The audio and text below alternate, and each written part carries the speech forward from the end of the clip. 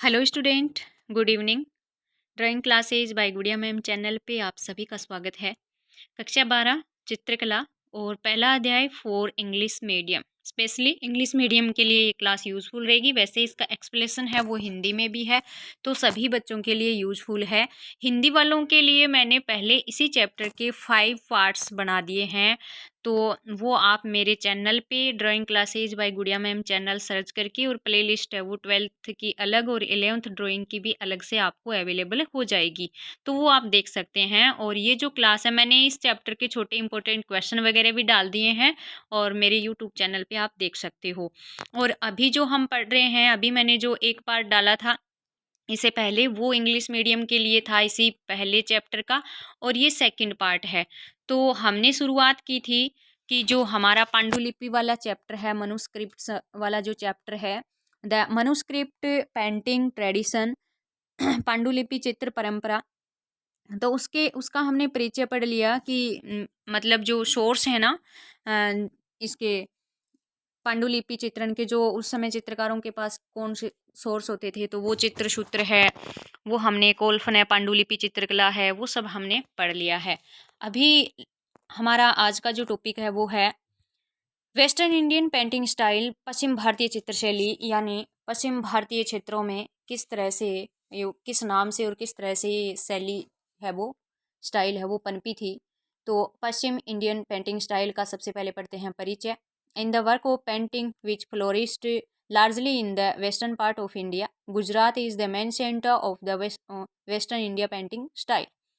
तो इसमें पश्चिम भारतीय जो शैली है, यानी चित्रकला के जो कार्य भारत के पश्चिम भाग में बड़े रूप में पनपे, उसमें पश्चिमी भारतीय चित्र शैली का प्रमुख केंद्र गुजरात था। ठीक है, पश्चिम भारतीय क्षेत्र में बड़े पैमाने पर या बड़े रूप में जो कलाकारी पनपा था ना, चित्रकला विकसित हुई थी, उसमें पश्चिम भारतीय क्षेत्र में प्रमुख जो केंद्र है वो गुजरात था। तो यहाँ पे इंपॉर्टेंट क्वेश्चन छोटा अगर पूछे कि पश्चिम भारतीय चित्रशैली में जो मेन सेंटर था वो क्या था, तो वो था गुजरात। ठीक है, वो था गुजरात। ऐसे हमें छोटा क्वेश्चन यहाँ से लेना है। ठीक है, फिर देखते हैं। It also has the southern part of Rajasthan and we the western part of central India as other centres. और अन्य अगर सेंटरों की बात करें तो अन्य केंद्रों के रूप में राजस्थान का दक्षिण भाग और मध्य भारत का पश्चिम भाग भी इसमें शामिल था। ठीक है, फिर देखिए, some of the major port of Gujarat were present here. और कुछ जो बंदरगाह थे, गुजरात के कुछ प्रमुख बंदरगाह थे, वो यहाँ उपस्थित थे। ठीक है, some of the major ports of Gujarat were present hair.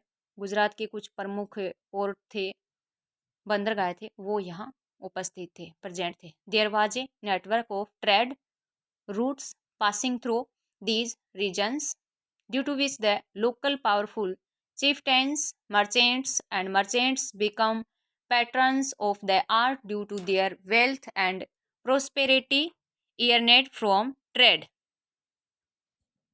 तो यहाँ पे देखिए, इसमें ये बताया गया है कि यहाँ इन क्षेत्रों से गुजरने वाले व्यवसायिक मार्गों का एक जाल सा है था, जिससे वहाँ के जो स्थानीय सरदार थे, चीफ्टेंस, पावरफुल चीफ्टेंस, जो स्थानीय शक्तिशाली सरदार थे, जो व्यापारी थे, सौदागर थे, वो व्यापार के द्वारा धन अर्जित करके और क्या बन गए थे, यहाँ की कला के पैटर्न्स बन गए थे, संरक्षक बन गए थे।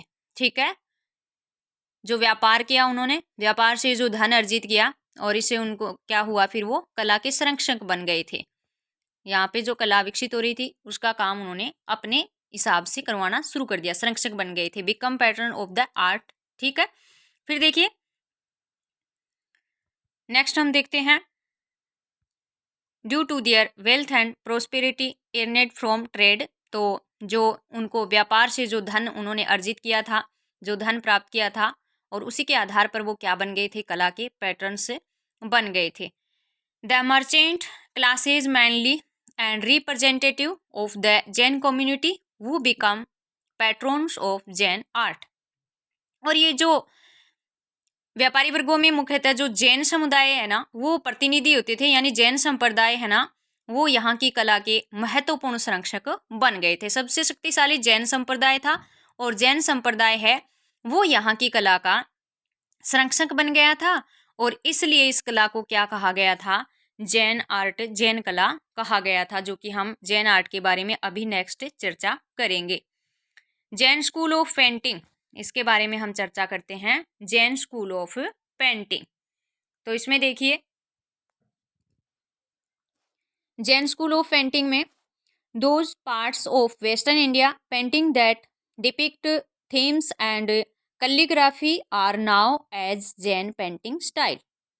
ठीक है, जैन पेंटिंग स्टाइल किसे कहते हैं, तो those parts of western India painting that depict themes and calligraphy are now as Jain painting style, यानी पश्चिम भारतीय चित्रकला के वे भाग जो जैन विषय वस्तु और कैलीग्राफी यानी हस्तलिपि का चित्रण करते थे उसे जैन चित्रशैली के नाम से जाना गया था।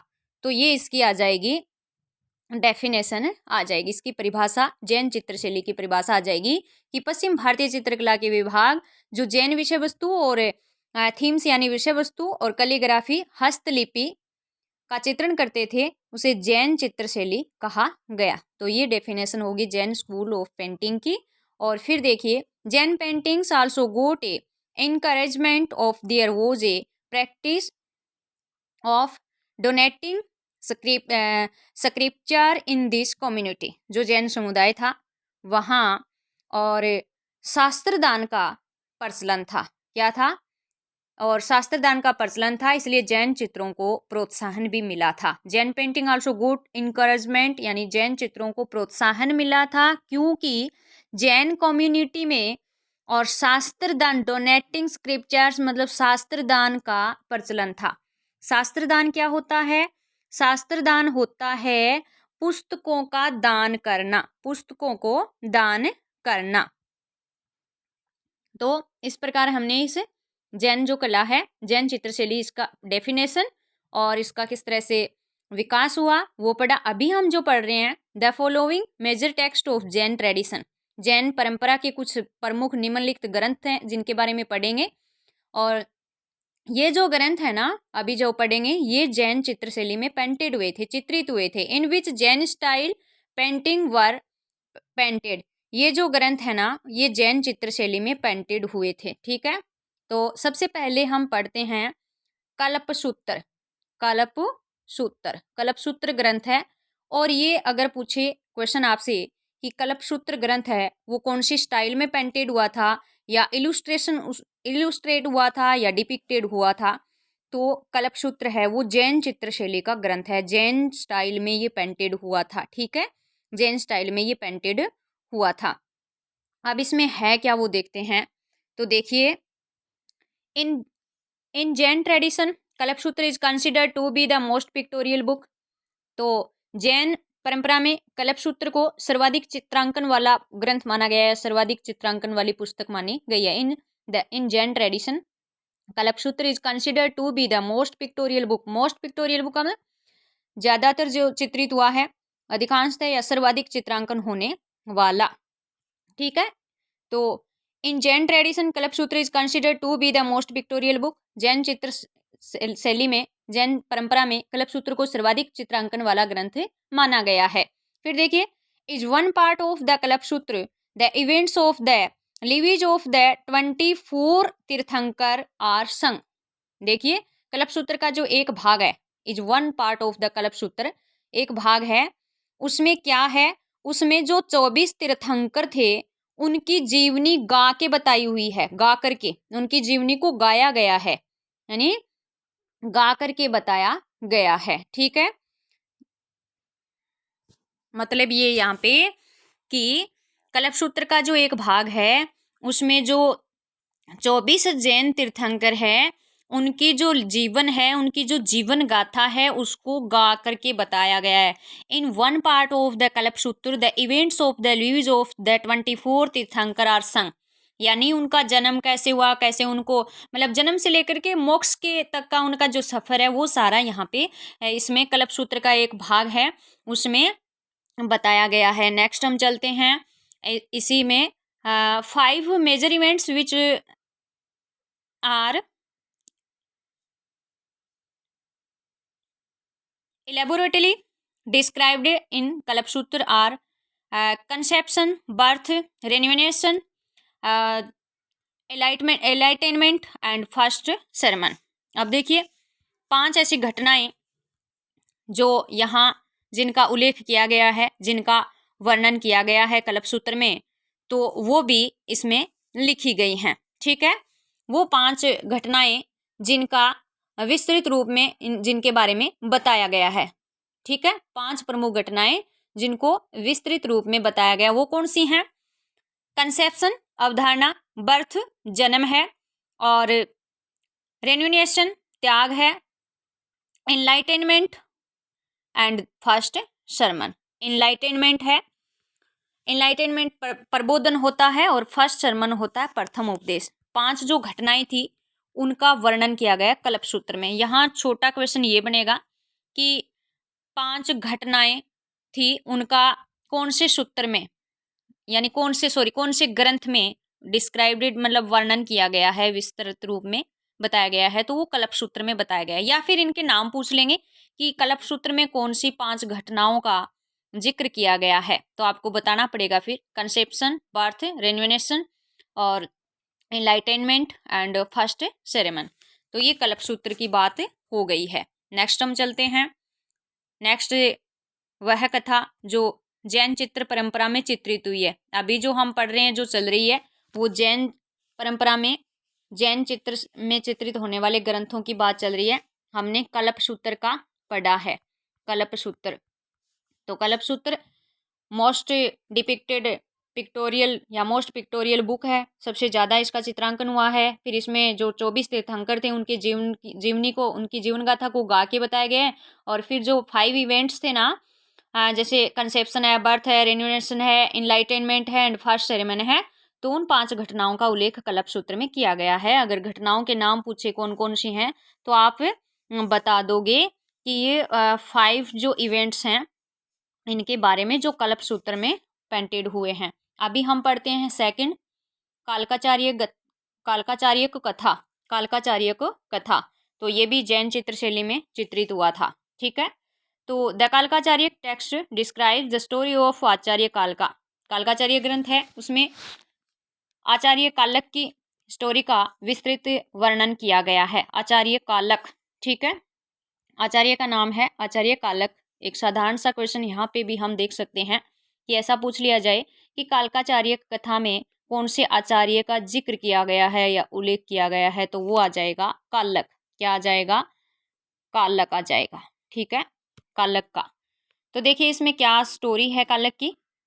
इन this Kalaka was on a mission of rescues his abducted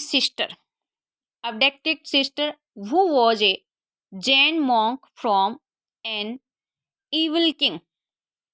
तो इसमें जो कालक होता है वो अपनी अपहृत सिस्टर, जिसका अपहरण हो चुका है, अबडेक्ट का मतलब होता है अपहरण करना, अबडेक्टेड सिस्टर, अपहृत सिस्टर को, जो कि एक जैन साध्वी है, जैन मोंक है, जैन साध्वी है, और उसको एक इविल किंग, दुष्ट राजा से छुटाने के मिशन पे निकलता है। इसमें क्या मिशन है? इसमें इस कहानी में ये मिशन है कि कालक अपनी जैन साध्वी, जैन मोंक, जैन साध्वी सिस्टर, जो कि जिसका एक राजा ने अपहरण कर लिया है, अबडेक्टेड सिस्टर, और उसको उस दुष्ट राजा से बचाने का मिशन इन्होंने चलाया है। तो इस मिशन में वो क्या क्या करते हैं देखिए, आगे हम देखते हैं। तो इसमें देखो, it tells about the adventures of कालक। तो इसमें कालक की जो एडवेंचर स्टोरी है, जो साहसिक कहानी है, वो बताई गई है। Such as purifying the land to find his sister. सबसे पहले वो अपनी बहन को प्राप्त करने के लिए भूमि का शुद्धिकरण करवाते हैं, प्यूरिफाइंग द लैंड।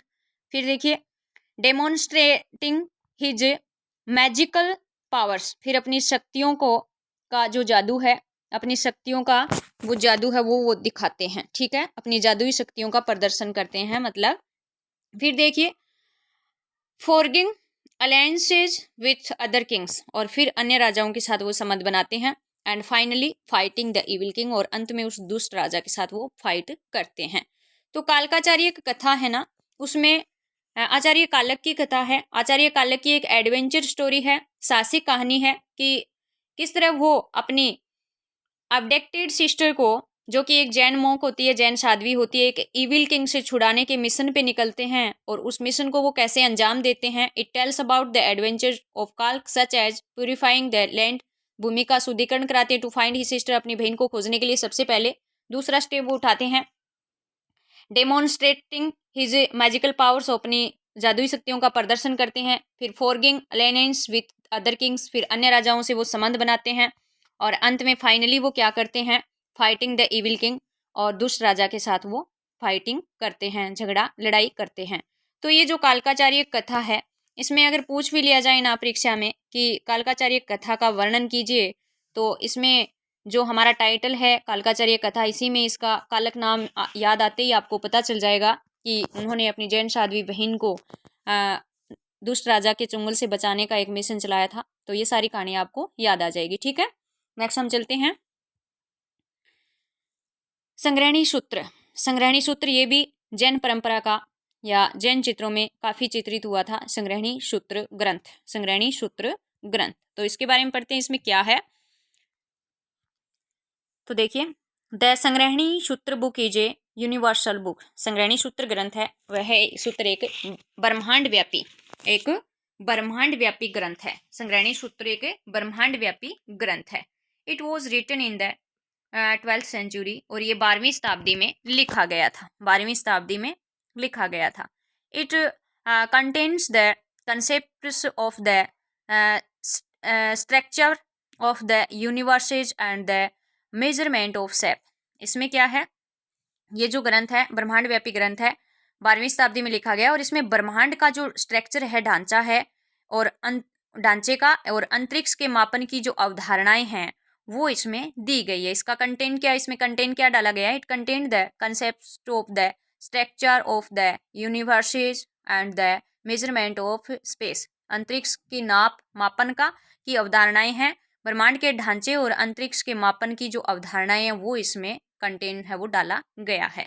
यानी संग्रहणी सूत्र में क्या है, आपसे अगर पूछे तो आप बताओगे, it contains the concepts of the structure of the universes and the measurement of space. तो इसमें जो ब्रह्मांड का जो ढांचा है, स्ट्रक्चर है, और जो अंतरिक्ष का जो मापन है उसकी जो अवधारणाएं हैं वो इसमें डाली गई हैं। ठीक है, अंतरिक्ष के मापन की अवधारणाएं इसमें विद्यमान है। ठीक है, फिर देखिए numerous copies of all these text were written by the Jains. ठीक है, जैनियों के द्वारा असंख्य रूप में सभी ग्रंथों की प्रतियां लिखी गई थी। ये जो ग्रंथ है इनकी जो प्रतियां हैं वो जैनियों के द्वारा लिखी गई थी। These painted page were divided into several parts, और ये जो पार्ट थे ना जो पेंटेड हुए थे इनको कई भागों में बांटा गया था। इस ग्रंथ के जो चित्र हैं वो कई पार्ट में थे, कई पेज थे, उनको कई भागों में इनको बांटा गया। These painted page were divided into several parts. Painted जो पेज हैं उनको कई भागों में बांटा गया था। A hole was made in the centre of these page of pass the thread they then by putting a thread in them they were tied at one place.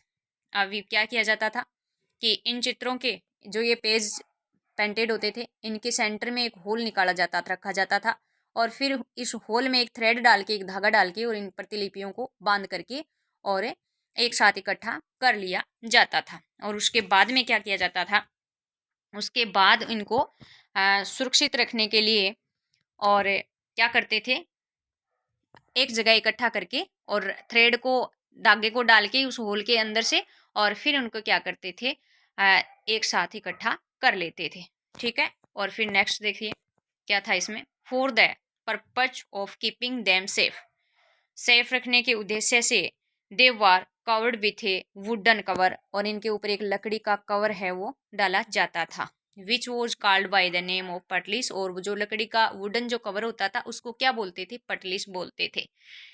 तो देखिए पहले क्या हुआ, इसमें संग्रहणी सूत्र है, इसमें 3-4 प्रकार से छोटे क्वेश्चन हैं वो होंगे। The Sangrahani Sutra book is a universal book. ठीक है, ब्रह्मांड व्यापी ग्रंथ है। ठीक है, it was written in the 12th century, शताब्दी पूछ लेंगे तो ये छोटा क्वेश्चन यहाँ पे हो रहा है। फिर इसमें कंटेंट्स क्या डाला है, तो इसका जो कंटेंट्स है, it contains the conception of the structure of the universes and the measurement of space, अंतरिक्ष का और ब्रह्मांड का ढांचा और अंतरिक्ष का मापन की जो अवधारणा है वो इसमें कंटेंट्स डाला गया है। फिर देखिए, numerous copies of all these text were written by the जैनियों के द्वारा, इनकी जो असंख्या मतलब बहुत संख्या में ये ग्रंथ है वो पेंटेड करवाए लिखवाए गए थे। ठीक है, these painted page were divided into, ये इसकी विधि आ जाएगी इसमें कि जो पेंटिंग बनती थी, जो पेज हैं वो किस तरह से इसमें अपनाया जाता था विधि। तो पहले ये अपनाई जाती थी कि इनको अलग अलग डिवाइडेशन इनका कर लिया जाए। जितने भी पेज पेंटेड किए हैं, these painted page were divided into several parts, a hole was made in the centre of this page वो pass in thread, then by putting a thread in them they were tie and one place. ठीक है, तो इनको क्या किया जाता था, धागा डालने के लिए बीच में एक सेंटर में एक होल रखा जाता था, फिर होल से धागा डाल करके और इनको एक साथ कंबाइंड कर लिया जाता था, इकट्ठा कर लिया जाता था, और फिर इनको क्या करते थे, सुरक्षित रखा जाता था। ठीक है, ये हो गया। नेक्स्ट फिर देखिए इसमें, for the purpose of keeping them safe, इनको सेफ रखने के उद्देश्य से, और they were covered with wooden cover, इनके ऊपर एक लकड़ी का कवर है वो डाला जाता था, which was called by name of पटलीस, उसे क्या कहते थे, पटलीस कहते थे। यहाँ पे इंपॉर्टेंट क्वेश्चन ये बनेगा बच्चों कि पटलीस किससे कहते हैं, वेरी इंपॉर्टेंट क्वेश्चन है। जैसे पांडुलिपि में कोलफन होता था ऊपर का कवर, वैसे ही ये जो संग्रहणी सूत्र ग्रंथ है इसको सुरक्षित रखने के लिए वुडन कवर, लकड़ी का एक आवरण उसके ऊपर लगा देते थे। लकड़ी का आवरण, उसे क्या कहते थे, पटलीस कहते थे। क्या कहते थे, पटलीस कहते थे। तो यहाँ से अलग से क्वेश्चन बनेगा, पटलीस किससे कहते हैं। तो ये वाला भी हमारा हो गया, संग्रहणी सूत्र भी हो गया। ठीक है, नेक्स्ट है, हमने अभी जैन चित्रशैली में चित्रित ग्रंथों में क्या पढ़ा है, कल्प सूत्र पढ़ा है, उसके बाद में कालकाचार्य कथा पढ़ी है, उसके बाद में हमने क्या पढ़ा है, अभी जो हमने पढ़ा था संग्रहणी सूत्र पढ़ा, और उसके बाद हम पढ़ रहे हैं उत्तर ध्यान सूत्र।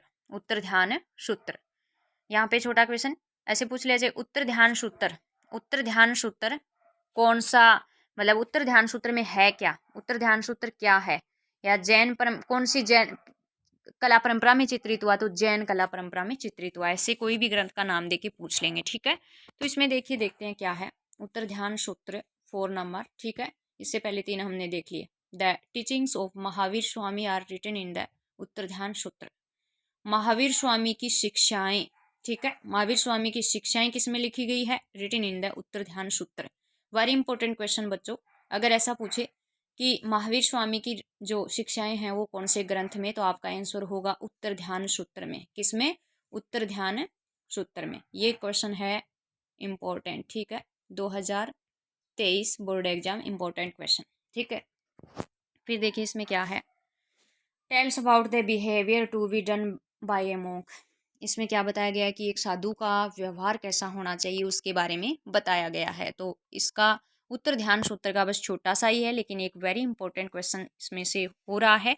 The teachings of Mahavir Swami are written in the Uttaradhyayana Sutra, Mahavir Swami की शिक्षाएं, ठीक है, महावीर स्वामी की शिक्षाएं कौन से ग्रंथ में है, उत्तर ध्यान सूत्र में। कौन से ग्रंथ में है, उत्तर ध्यान सूत्र में है। ठीक है, और फिर देखिए, which tells about the behaviour to be done by a monk, एक साधु का व्यवहार कैसा होना चाहिए, वो सारी बातें इस उत्तर ध्यान सूत्र से पता चलती है। ठीक है, उत्तर ध्यान सूत्र से पता चलती है।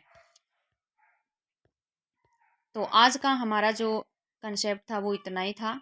आज हमने पढ़ी है जैन चित्रशैली के बारे में, किस तरह से उसका विकास हुआ था। ठीक है, और फिर उसमें पश्चिम भारतीय चित्रशैली में सबसे पहले पनपने वाली जैन स्कूल ऑफ पेंटिंग में जो कौन कौन से ग्रंथ चित्रित हुए थे वो हमने पढ़े हैं। कल्प सूत्र हमने पढ़ा, उसके बारे में बताया, कालकाचार्य कथा के बारे में पढ़ा, संग्रहणी सूत्र के बारे में पढ़ा, और फिर उसके बाद हमने उत्तर ध्यान सूत्र के बारे में भी पढ़ लिया है। तो वेरी इंपॉर्टेंट छोटे क्वेश्चन आपको यहाँ इसी कंसेप्ट में से देखने को मिल जाएंगे। आप इनकी नोट्स बनाइए और आप कोशिश कीजिए कि छोटे क्वेश्चन है वो कैसे आते हैं, किस जगह से मैंने बताया वहाँ से आप भी बनाने की कोशिश कीजिए। और मेरे इसी चैनल पे आपको छोटे क्वेश्चन है वो मिल जाएंगे, मैंने डाल रखे हैं। इंग्लिश मीडियम वाले बच्चों के लिए फिर से मैं प्रयास करूँगी कि उनके ओनली इंग्लिश लैंग्वेज में ही मैं डालने की कोशिश करूँ। वैसे हिंदी इंग्लिश टू लैंग्वेज में ही आपका पेपर आता है। अगर आप हिंदी के छोटे क्वेश्चन पढ़ते हो ना, तो आपके इंग्लिश वाले क्वेश्चन भी अपने आप ही हल हो जाएंगे। आप समझ जाओगे कि यहाँ ये आएगा, ठीक है ना। तो देख के नोट्स बनाइए, पढ़िए। एग्ज़ाम नज़दीक आ रही है, काफ़ी समय अधिक नहीं है अभी। तो आज के लिए बस इतना ही। धन्यवाद।